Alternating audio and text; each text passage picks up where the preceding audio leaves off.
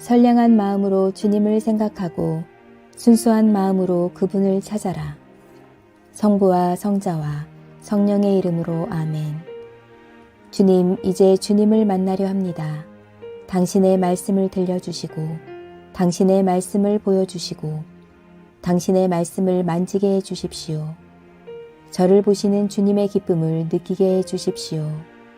저와의 만남을 기뻐하시는 우리 주 예수 그리스도를 통하여 비나이다. 아멘. 그리스도의 향기. 고린토인들에게 보낸 둘째 편지 1장. 하느님의 뜻으로 그리스도 예수의 사도가 된 바울로와 교우 디모테오는 고린토에 있는 하느님의 교회와 온 아카이아에 있는 모든 성도들에게 이 편지를 씁니다. 하느님 우리 아버지와 주 예수 그리스도께서 은총과 평화를 여러분에게 내려주시기를 빕니다. 우리 주 예수 그리스도의 아버지 하느님을 찬양합시다. 그분은 인자하신 아버지이시며 모든 위로의 근원이 되시는 하느님으로서 우리가 어떤 환난을 당하더라도 위로해 주시는 분이십니다. 따라서 그와 같이 하느님의 위로를 받는 우리는 온갖 환난을 당하는 다른 사람들을 또한 위로해 줄 수가 있습니다. 우리가 그리스도와 함께 당하는 고난이 많은 것처럼 그리스도로 말미암아 받는 위로도 많습니다. 우리가 환난을 당하는 것도 여러분이 위로와 구원을 받게 하려는 것이며 또 우리가 위로를 받는 것도 여러분이 우리가 겪는 것과 똑같은 환난을 당할 때에 그것을 견디어냄으로써 위로를 맛볼 수 있게 하려는 것입니다.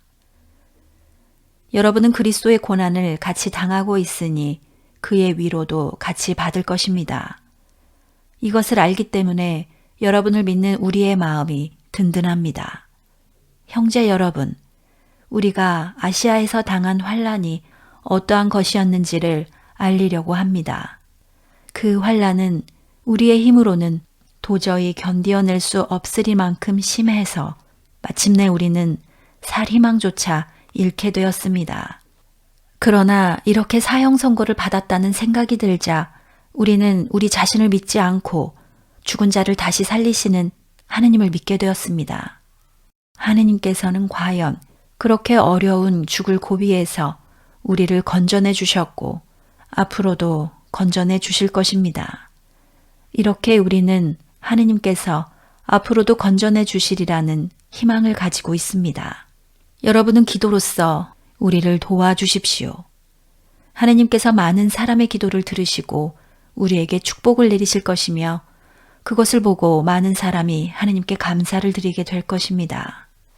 우리는 이 세상에서 특히 여러분을 대하면서 인간의 꾀를 부리지 않고 하느님의 은총으로 그분의 뜻을 따라 솔직하고도 진실하게 살아왔다는 것을 양심을 걸고 말할 수 있으며 또 이것을 자랑으로 여기고 있습니다. 우리는 이 편지를 쓸 때에도 사실을 사실대로 썼으므로 여러분은 그대로 읽고 그대로 알아들으시면 됩니다. 지금은 여러분이 우리를 부분적으로밖에 이해하지 못하지만 결국에는 완전히 이해하게 되기를 나는 바랍니다. 그래서 주 예수의 날에는 우리가 여러분을 자랑스럽게 여기듯이 여러분도 우리를 자랑스럽게 여겼으면 합니다. 이런 확신이 있었기 때문에 나는 우선 여러분을 찾아가서 다시 한번 기쁨을 주려고 하였던 것입니다. 그리고 거기에서 마케도니아로 갔다가 돌아오는 길에 다시 들러 여러분의 도움을 받아가지고 유다로 떠나갈 계획을 세웠었습니다. 내가 이런 계획을 세운 것이 경솔한 일이었습니까? 또는 인간적인 동기로 계획을 세워 편리할 대로 이랬다 저랬다 하는 줄 압니까? 내가 하느님의 진실성을 걸고 맹세하거니와 여러분에게 한 내 약속은 이랬다 저랬다 하지 않습니다. 그리고 실바노와 디모테오와 내가 여러분에게 선포한 하느님의 아들 예수 그리스도는 이랬다 저랬다 하시는 분이 아닙니다. 그리스도에게는 언제나 진실이 있을 따름입니다. 하느님의 모든 약속이 그리스도를 통해서 그대로 이루어졌기 때문입니다. 그래서 우리는 그리스도를 통해서 하느님을 찬양하며 아멘 하고 응답합니다. 그리스도를 통해서 여러분과 우리를 굳세게 해주시고 우리에게 기름을 부어 사명을 맡겨주신 분은 하느님이십니다. 하느님께서는 우리를 당신의 사람으로 확인해 주셨고 그것을 보증하는 표로 우리의 마음에 성령을 보내주셨습니다. 내가 고린토에 가지 않기로 작정한 것은 여러분을 아끼기 때문이었습니다. 여기에 대해서는 내 마음을 잘 아시는 하느님께서 내 증인이 되어 주실 것입니다. 여러분의 믿음은 이미 굳건해졌으니 우리가 여러분의 신앙생활을 지배하려는 것은 아닙니다. 우리는 다만 여러분의 행복을 위해서 여러분과 함께 일할 따름입니다. 고린토인들에게 보낸 둘째 편지 2장. 다시는 여러분의 마음을 아프게 하고 싶지 않아서 여러분을 방문하지 않기로 결심했습니다. 나를 기쁘게 해줄 수 있는 사람은 여러분밖에 없습니다. 그런데 내가 여러분의 마음을 아프게 한다면 나를 기쁘게 해줄 사람에게 슬픔을 안겨주는 셈이 되지 않겠습니까? 나는 만나서 기뻐해야 할 사람들을 만나보고 오히려 내 마음이 슬퍼지는 일이 있어서는 안 되겠다고 생각했습니다. 내가 기뻐야 여러분도 기뻐하게 되리라는 것을 나는 잘 알고 있습니다. 그래서 나는 여러분을 찾아가는 대신에 그 편지를 써 보냈던 것입니다. 나는 대단히 괴롭고 답답한 마음으로 눈물을 흘리며 여러분에게 그 편지를 썼습니다.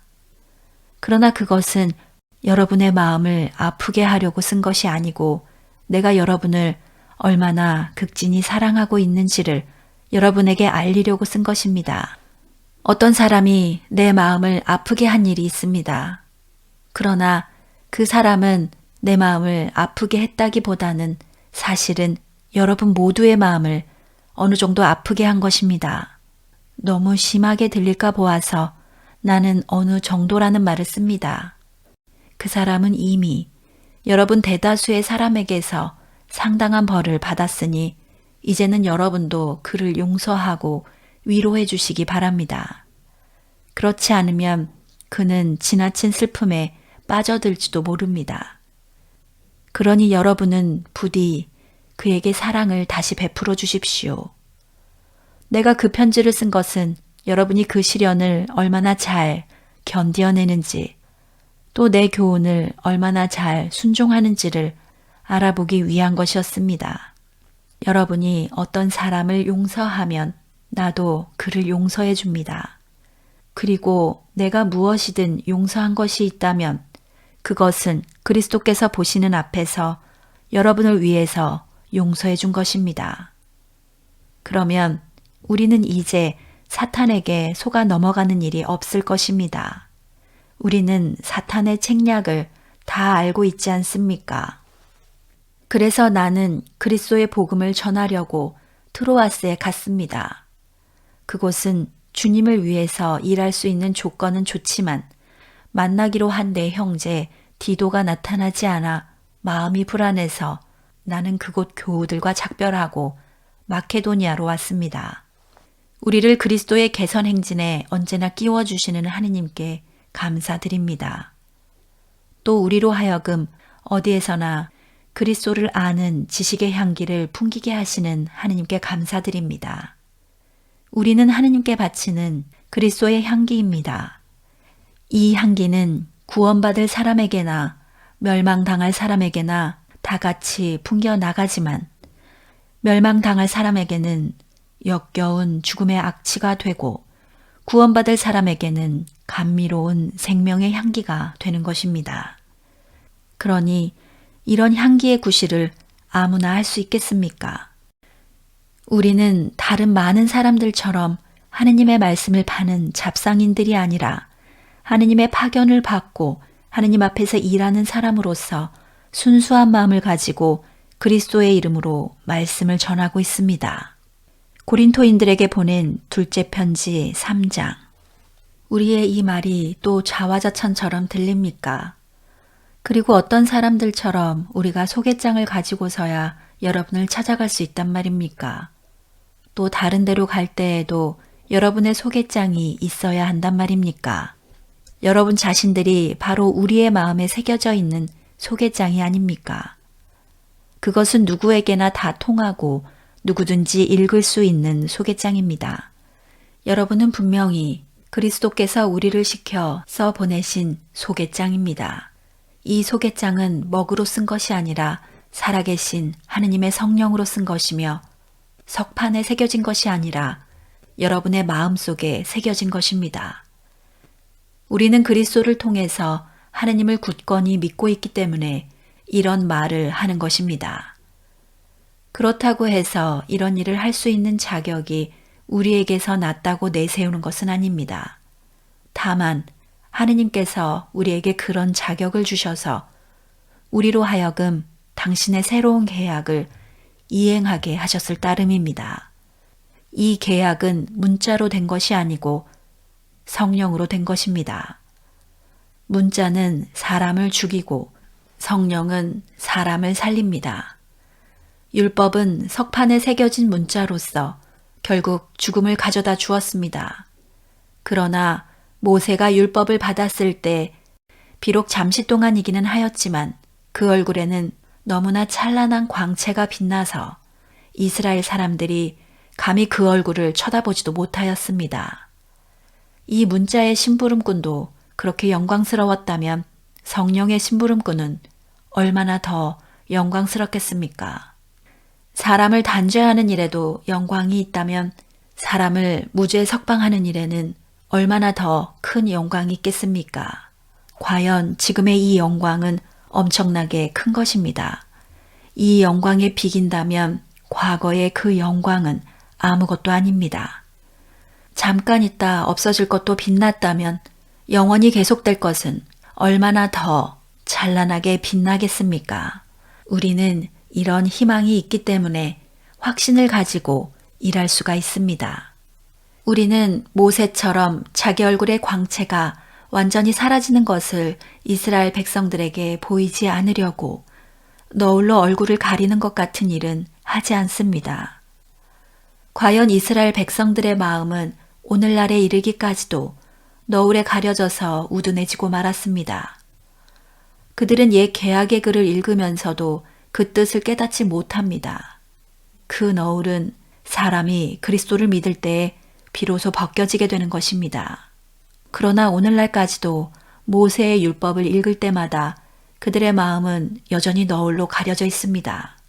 이 너울은 모세의 경우처럼 사람이 주님께로 돌아갈 때 비로소 벗겨집니다. 주님은 곧 성령입니다. 주님의 성령이 계신 곳에는 자유가 있습니다. 우리는 모두 얼굴의 너울을 벗어버리고 거울처럼 주님의 영광을 비추어 줍니다. 동시에 우리는 주님과 같은 모습으로 변화하여 영광스러운 상태에서 더욱 영광스러운 상태로 옮아가고 있습니다. 이것이 성령이신 주님께서 이루시는 일입니다. 고린토인들에게 보낸 둘째 편지 4장. 하느님의 자비에 힘입어 이 직분을 맡은 우리는 결코 낙심하지 않습니다. 우리는 드러내지 못할 창피스러운 일들을 다 버렸으며 간교한 행동도 하지 않았고 하느님의 말씀을 비뚤어지게 전하지도 않았습니다. 그리고 진리를 밝혀 드러내었으니 우리는 하느님 앞에나 모든 사람의 양심 앞에 우리 자신을 떳떳하게 내세울 수 있습니다. 우리가 전하는 복음이 가려졌다면 그것은 멸망하는 자들에게나 가려졌을 것입니다. 그들이 믿지 않는 것은 이 세상의 악신이 그들의 마음을 어둡게 했기 때문입니다. 그들은 하느님의 형상이신 그리스도의 영광스러운 복음의 빛을 보지 못하게 되었습니다. 우리가 선전하는 것은 우리 자신이 아닙니다. 예수 그리스도가 주님이시고 우리는 예수를 위해서 일하는 여러분의 종이라는 것을 선포하고 있습니다. 어둠에서 빛이 비춰오너라 하고 말씀하신 하느님께서는 우리의 마음속에 당신의 빛을 비추어 주셔서 그리스도의 얼굴에 빛나는 하느님의 영광을 깨달을 수 있게 해주셨습니다. 하느님께서는 질그릇 같은 우리 속에 이 보화를 담아주셨습니다. 이것은 그 엄청난 능력이 우리에게서 나오는 것이 아니라 하느님께로부터 나온다는 것을 보여주시려는 것입니다. 우리는 아무리 짓눌려도 찌부러지지 않고 절망 속에서도 실망하지 않으며 궁지에 몰려도 빠져나갈 길이 있으며 맞아 넘어져도 죽지 않습니다. 이렇게 우리는 언제나 예수의 죽음을 몸으로 경험하고 있지만 결국 드러나는 것은 예수의 생명이 우리 몸 안에 살고 있다는 사실입니다. 우리는 살아있는 동안 언제나 예수를 위해서 죽음의 위험을 겪고 있습니다. 그것은 우리의 죽을 몸에 예수의 생명이 살아있음을 드러내려는 것입니다. 이리하여 우리 속에는 죽음이 설치고 여러분 속에서는 생명이 약동하고 있습니다. 나는 믿었다. 그러므로 나는 말하였다. 라는 말씀이 성서에 기록되어 있습니다. 우리도 이와 똑같은 믿음의 정신을 가지고 믿고 또 말합니다. 그것은 주 예수를 다시 살리신 분이 예수와 함께 우리도 다시 살리시고 여러분과 함께 우리를 그분 곁에 앉히시리라는 것을 잘 알고 있기 때문입니다. 이것은 모두 여러분을 위한 것으로서 더 많은 사람들이 하느님의 은총을 받고 감사하는 마음이 넘쳐서 하느님께 영광이 되게 하려는 것입니다. 그러므로 우리는 낙심하지 않습니다. 우리의 외적 인간은 낡아지지만 내적 인간은 나날이 새로워지고 있습니다. 우리는 지금 잠시 동안 가벼운 고난을 겪고 있지만 그것은 한량없이 크고 영원한 영광을 우리에게 가져다 줄 것입니다. 우리는 보이는 것에 눈길을 돌리지 않고 보이지 않는 것에 눈길을 돌립니다. 보이는 것은 잠시뿐이지만 보이지 않는 것은 영원하기 때문입니다. 성당 건축을 기도합시다. 주께서 집을 세우지 아니하시면 집 짓는 자들의 수고 헛되며 주께서 성을 지키지 아니하시면 파수꾼에 깨어 있음이 헛일이다. 시편 127편 1절. 자비로우신 하느님, 새로운 건축사가 잘 선정되어 성전 건축 일정에 차질이 발생하지 않도록 자비를 베풀어 주소서. 중요한 이 시기에 모든 교우들이 일치의 은총과 합심하여 드리는 기도의 무한한 힘을 체험하게 하시며 앞으로 시행할 여러 건축의 과정 가운데 날마다 새로움을 체험하는 기쁨과 감사의 시간이 되게 하소서. 우리 모두 성전을 향한 비전과 희망을 품게 하시고 하느님 나라의 기쁨과 은총을 소망하는 마음이 되게 하소서. 장차 우리 앞에 놓인 여러 시련 가운데서도 하나님의 뜻을 분별하고 교회를 위한 헌신, 서로를 향한 신뢰와 섬김의 의지로 극복해 나가도록 용기를 주소서. 매 순간 우리와 동행하시는 예수 그리스도 이름으로 기도하나이다. 아멘. 아침 안개 눈앞 가리듯 나의 약한 믿음 의심 쌓일 때 부드럽게 다가온 주의 음성 아무것도 염려하지 마라. 빗줄기에 밤이 패이듯 나의 작은 소망 사라져갈 때 고요하게 들리는 주의 음성 내가 너를 사랑하노라. 외로움과 방황 속에서 주님 앞에 나아갈 때에 위로하시는 주님 나를 도우사 상한 나의 영혼 감싸주시네. 십자가의 보혈로써 주의 크신 사랑 알게 하셨네. 주님께 감사하리라. 언제나 주님께 감사하리라. 감사해.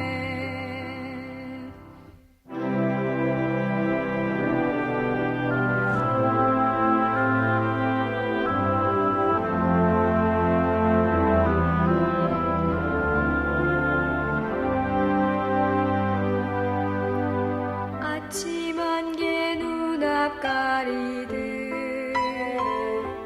나의 약한